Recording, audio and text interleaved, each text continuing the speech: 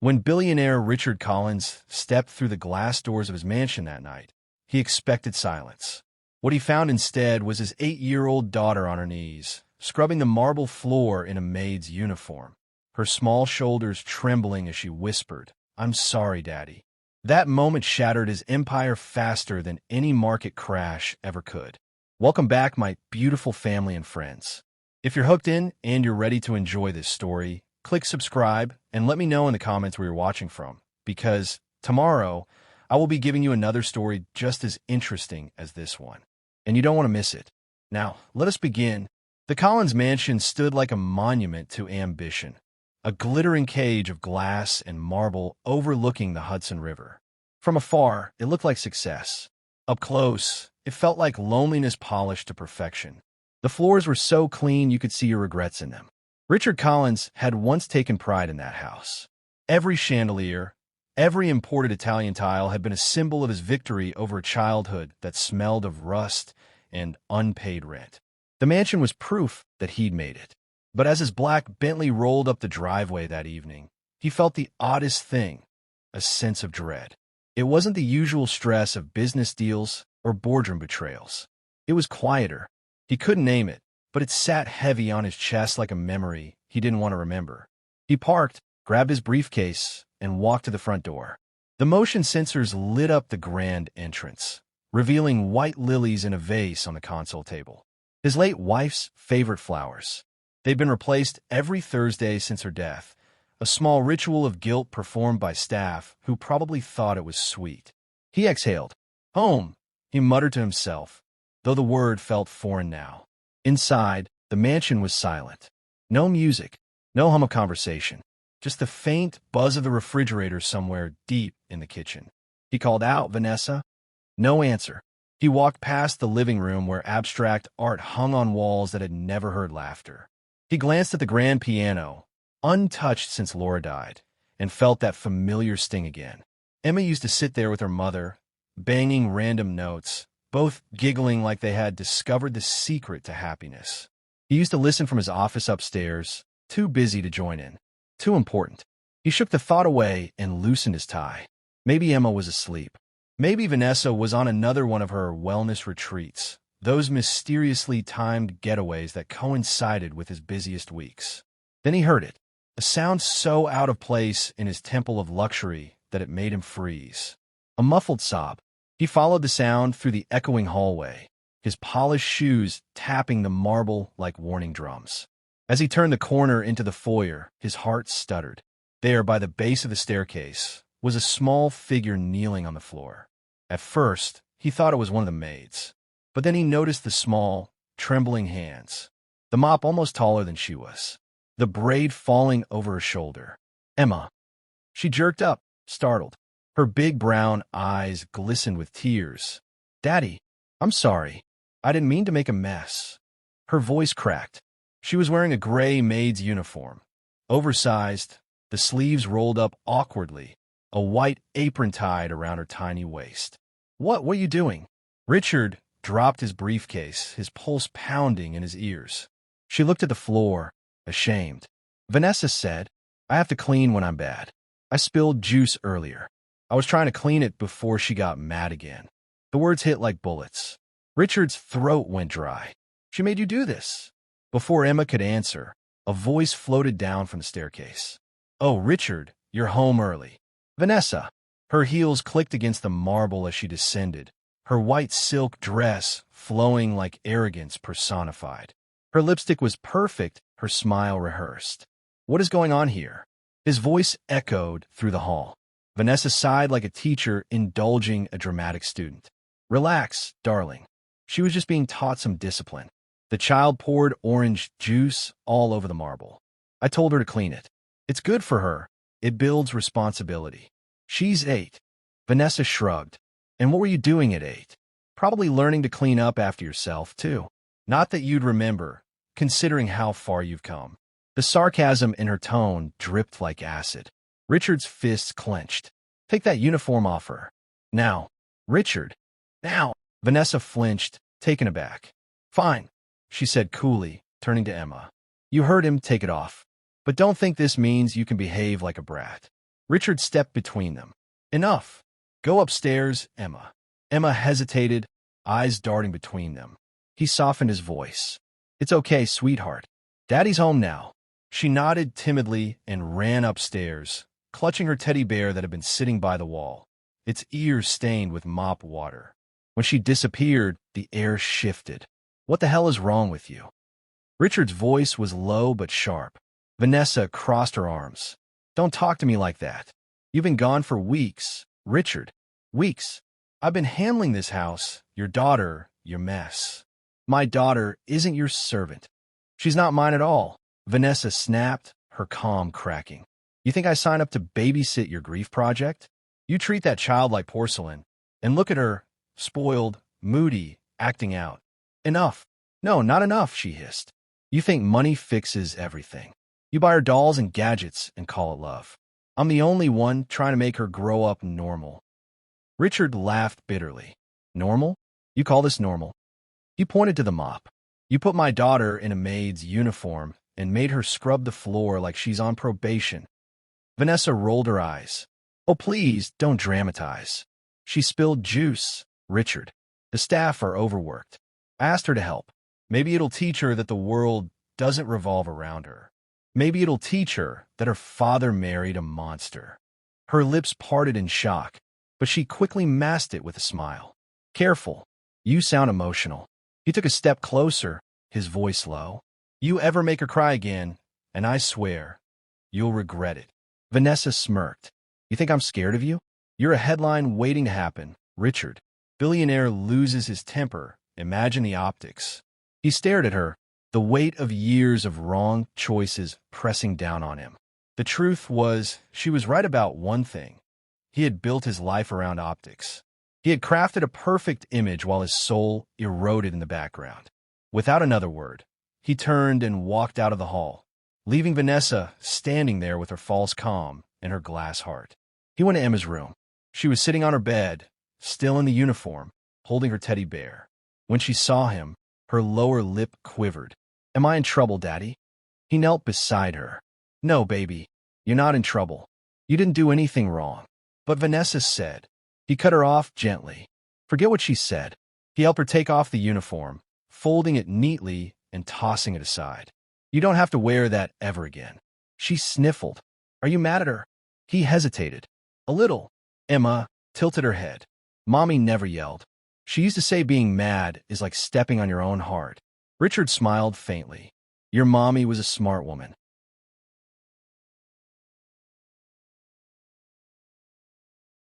They sat in silence for a moment, the kind that wasn't empty but full of things unsaid.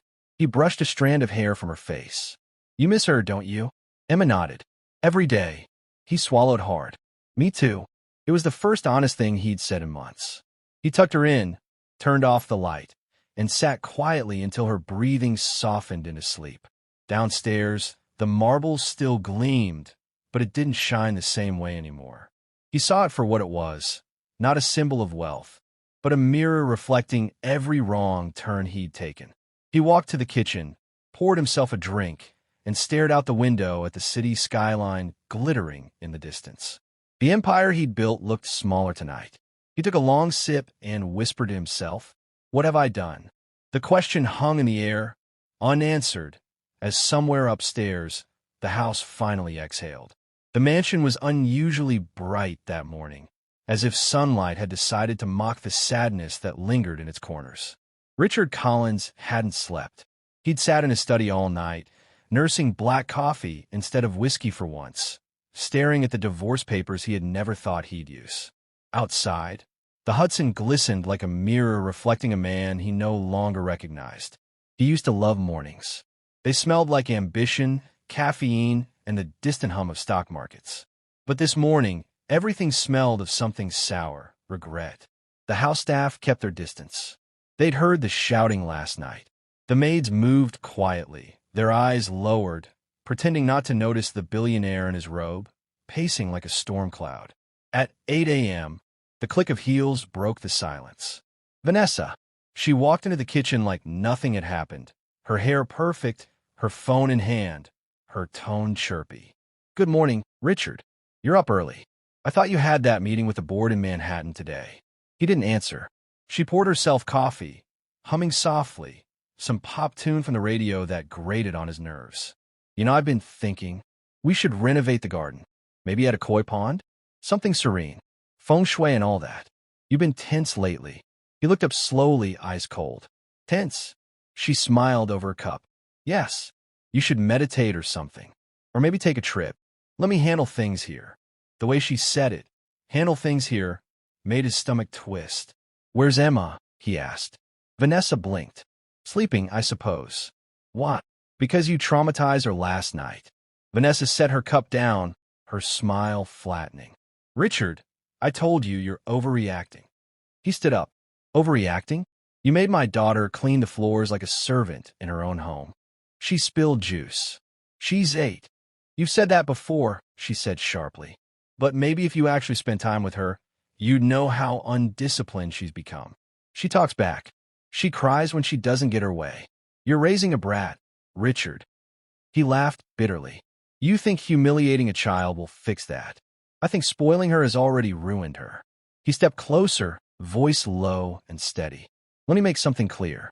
You will never speak to her that way again. You will never punish her again. You will never. Richard, don't threaten me. Her voice dropped its honeyed tone.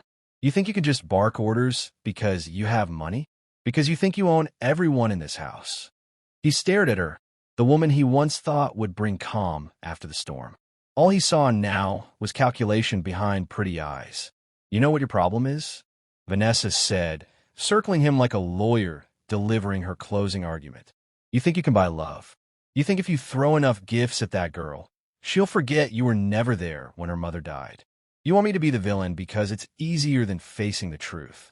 Her words sliced deeper than she knew, because she was right about one thing. He had buried himself in work to avoid grief. He turned meetings into therapy sessions, profits into painkillers. But hearing it from her, cold, rehearsed, felt like a slap. He turned away. Pack your things. What? You heard me. She laughed. You're kicking me out? Richard, don't be ridiculous. We're married. Half of this is mine, he cut in, and I'm willing to give you more than half if it means you disappear quietly. Her face paled. You're serious. He opened a drawer, pulled out an envelope, and dropped it on the counter. Inside was a check, a sum large enough to silence greed. Vanessa stared at it. You think you could buy me off like one of your business partners? He met her eyes. I know I can.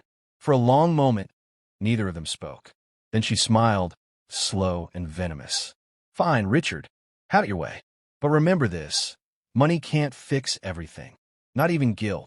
She picked up the envelope and walked out, her perfume trailing behind like the ghost of bad decisions. When the door slammed, the sound echoed through the entire mansion. Richard sank into a chair, his head in his hands. He had everything and nothing all at once. He'd thought divorcing Vanessa would feel like liberation. Instead, it felt like failure. He'd failed Laura, failed Emma, failed himself. He glanced toward the staircase, where he could hear faint footsteps. Emma. She was standing halfway down, still in her pajamas, clutching her teddy bear. Is Vanessa gone? He nodded. Yes, sweetheart. She's gone. Emma's shoulders relaxed a little. Good. He smiled faintly. You didn't like her, huh? She hesitated, then whispered, she didn't like me. He exhaled. Well, we don't have to worry about her anymore. He motioned for her to come closer. How about breakfast? Her eyes brightened. Can we have pancakes? The kind Mommy used to make. He froze. He hadn't heard her say Mommy out loud in months. Sure, he said softly. Let's try. The kitchen smelled like burnt sugar and chaos 15 minutes later. Richard stood over the stove, wearing an apron that red-kissed the cook. The irony wasn't lost on him. No one had kissed him in years, not really. The pancakes were uneven and slightly charred, but Emma laughed every time he flipped one too high and missed the pan. Daddy, you're bad at this, she giggled. He grinned. Hey, every artist needs practice. When the stack was finally ready, he poured syrup over both their plates and sat across from her. For the first time in years, the silence wasn't heavy, it was comfortable.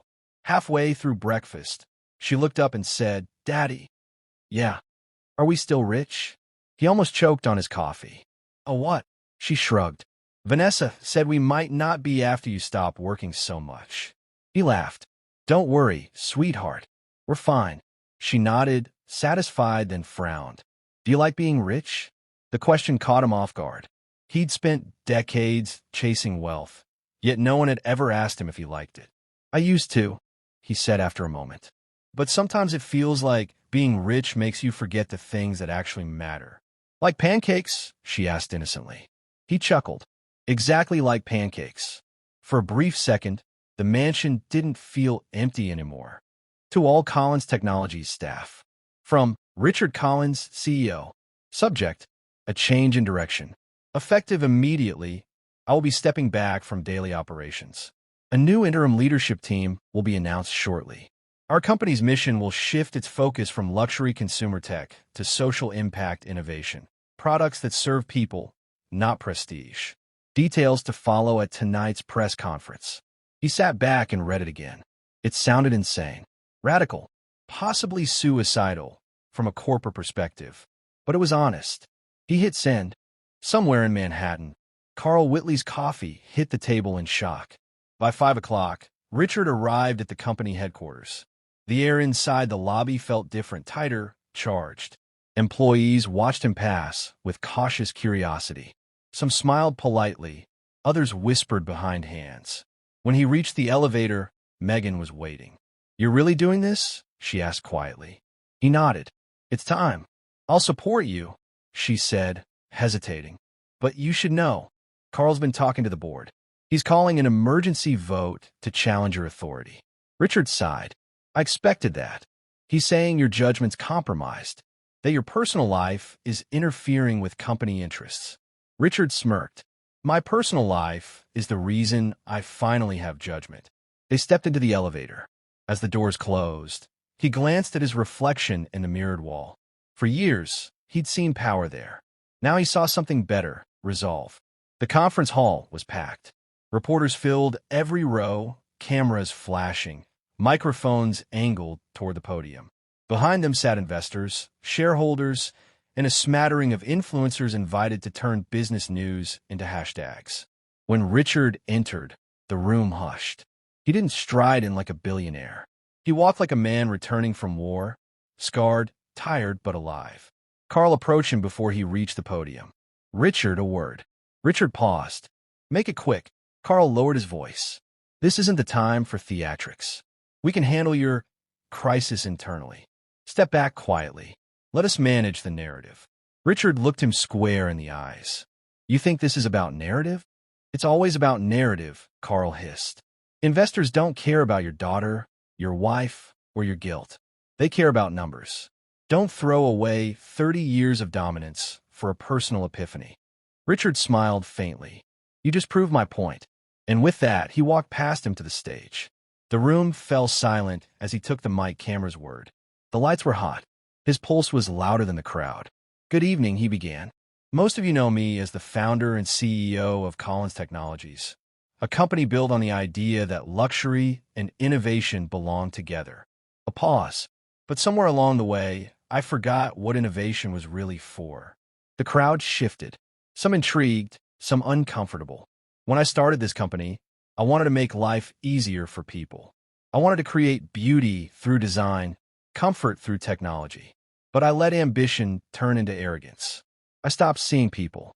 I started seeing profits. He looked toward the back, where he saw Megan watching, arms folded, proud. "And last night," he continued, "I came home and found my daughter, my 8-year-old, on her knees, cleaning a floor she never should have touched. And I realized that the filth wasn't on the marble. It was on me." Gasps rippled through the audience. Flashbulbs popped like fireworks. He let the silence linger, then smiled sadly. "So, from this moment forward, Collins Technologies will change direction. We will devote our resources to developing technologies that serve humanity, education, environmental solutions, accessibility. Not vanity. We will stand for something that outlives our stock price." Carl stood in the front row, jaw tight, eyes burning. Richard looked right at him. "And anyone who wants to leave, please do. You've already taken enough." The room erupted in noise. Reporters shouted questions. Investors whispered frantically. But Richard wasn't listening. He stepped away from the mic, leaving his company and his old self behind. Outside, the night air was cool and forgiving. Richard walked alone down the steps of the building, the hum of Manhattan swirling around him.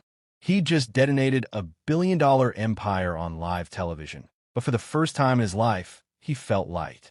Megan caught up with him halfway down the street. "You just gave Wall Street a heart attack," she said. "Good," he replied. "Maybe they'll finally feel something." She laughed nervously. "What will you do now?" He looked up at the city lights. "I'm going home. I owe someone another pancake breakfast." Back at the mansion, Emma was asleep when he returned. He tucked her in, brushed a strand of hair from her face, and whispered, "We're free now." But as he turned to leave her room, his phone buzzed again. A message from Megan. "Richard, urgent. Carl's filing a motion with the board to remove you permanently. They're calling an emergency meeting at 7 a.m. He's also contacting the media. Says you're mentally unstable." He stared at the screen. So the war wasn't over. Not yet. He walked to the window, the city glowing below like a battlefield waiting for dawn. "Let them come," he muttered. "This time, I'll fight for something that matters." He turned off the light and went to bed. Not as a billionaire, but as a father ready to defend his home, his name, and his daughter's peace. The morning came with the kind of sunlight that lies. Golden, warm, almost forgiving, as if pretending that the night hadn't happened, that the world hadn't watched a billionaire torch his own empire on live television. But inside the Collins mansion, that illusion didn't last long. Richard sat at the dining table, still in his robe, a coffee mug trembling slightly in his hand. The news anchor's voice echoed through the sleek kitchen. In a shocking move last night, tech magnate Richard Collins announced a sudden shift in his company's mission, pledging to focus on human-centered innovation. The market responded with immediate volatility. Collins Technology stock fell 12% overnight. "Turn that off," he muttered. Megan's voice echoed from his phone on speaker. "You should probably hear the rest. The board's called the emergency meeting for 7. Carl's leading it. They're bringing in Vanessa." He looked up sharply. "Vanessa?" "Yes," Megan said. "Apparently, she's claiming you're unfit to lead.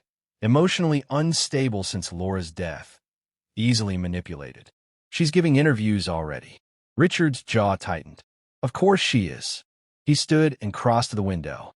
Outside, the morning stretched over acres of manicured lawn, as empty and sterile as his old life. "She won't win," he said finally.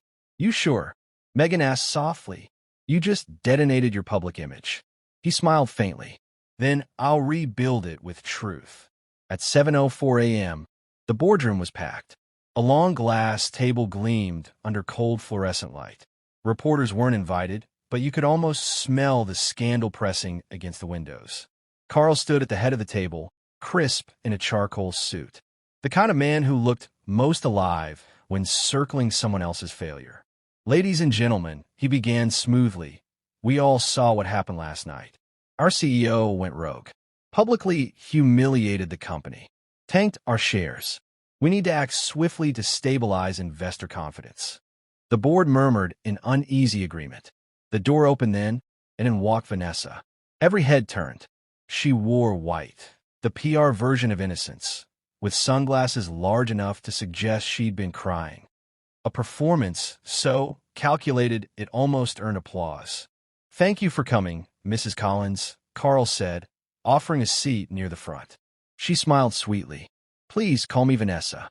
Her perfume filled the room. Expensive, suffocating, strategic. "I didn't want to be here," she began softly, "but after what I witnessed at home, I couldn't stay silent. Richard isn't well. He's unraveling." Carl leaned forward, feigning concern. "Can you elaborate?" She sighed.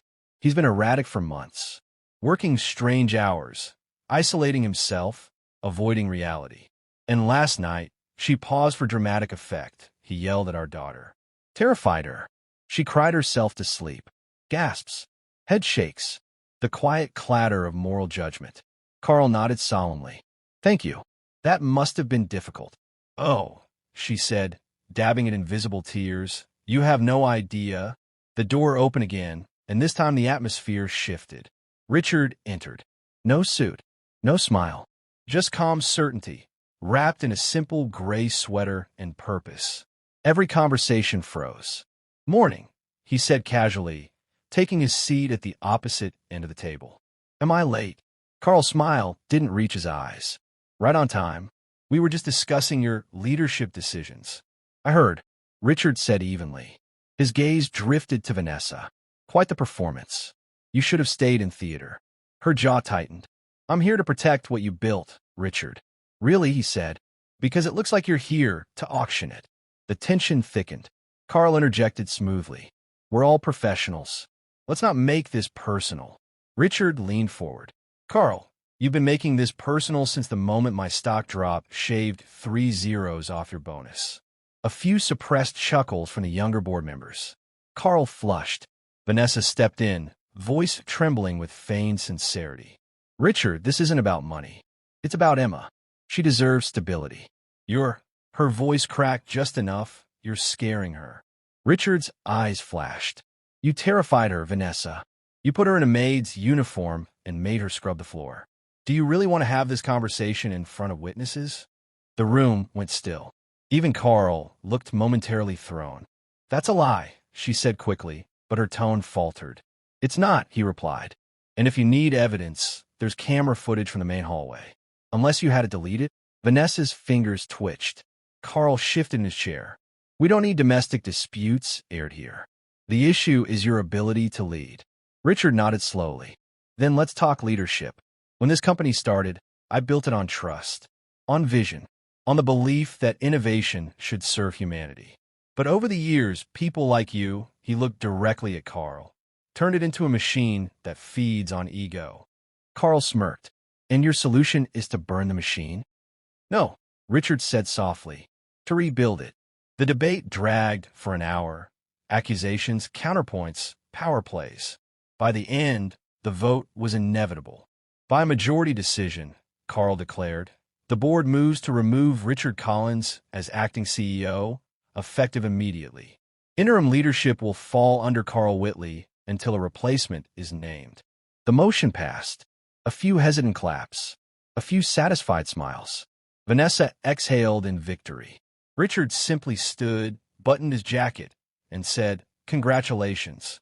You just bought yourself a company without a soul." He walked toward the door, then stopped and turned. "Oh, and Carl." Carl looked up warily.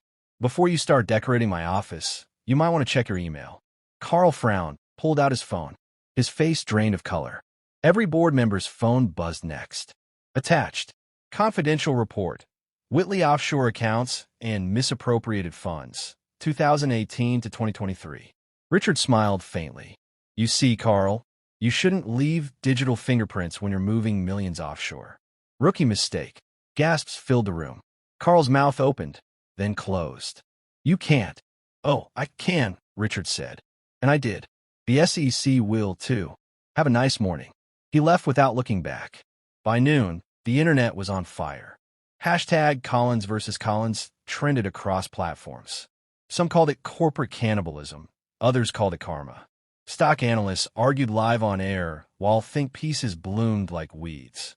And in the middle of it all, Richard sat in Central Park with Emma, watching pigeons fight over breadcrumbs. "Daddy," she said between bites of her muffin, "why are people saying your name on TV?" He smiled tiredly. "Because grown-ups make noise when they're scared." "Are you scared?" He thought for a long moment. "A little. But sometimes being brave means doing things scared." She nodded thoughtfully. "That's what Mommy used to say." That caught him off guard. "She did." Emma nodded. "She said brave people don't roar. They whisper and still move forward." He stared at her, heart twisting. Out of the mouths of children came the reminders adults forget.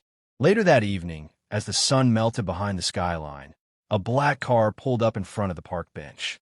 Vanessa stepped out. No sunglasses now. No perfume cloud. Just a cold, bitter expression. "Can we talk?" she asked. Richard stood, shielding Emma slightly behind him. "Say what you came to say." "I didn't want it to end like this," she began. "You mean without another photo shoot?" She ignored the jab. "You think you're noble, don't you? The martyr billionaire saving the world. But you're going to lose everything." He smiled faintly. Then maybe I'll finally be free. You're delusional, she hissed. Do you have any idea how much I've invested in this life? How much I've built with you? Built, he repeated. You built an image. I built a company. There's a difference. Her eyes flashed. I made you likable. Before me, you were a headline with a tax bracket. He laughed. Then I guess I owe you a thank you for teaching me what empty really looks like. She stepped closer, lowering her voice. You're going to regret this. I have contacts, Richard. You think the press loves your redemption arc? Wait until they see what I can sell them. He didn't flinch. You can sell whatever you want. But someday Emma will read the truth. And that'll be the only audience that matters. For a moment, the facade cracked. Her face softened. She liked me once. She was trying to, he said quietly, because I told her you'd be good for us. Vanessa's eyes shimmered briefly, then hardened again. Goodbye, Richard. As she turned and walked away, her heels clicked like closing chapters. That night, Richard couldn't sleep. The mansion was too quiet again, but this time it didn't feel lonely. It felt transitional, like the moment after a storm when the air still buzzes with leftover electricity. He walked to Emma's room. She was asleep, clutching her teddy bear, her drawing pinned to the wall beside her bed, the one of them standing under the rainbow. He smiled, sat beside her, and whispered, We'll make it better, Em. I promise.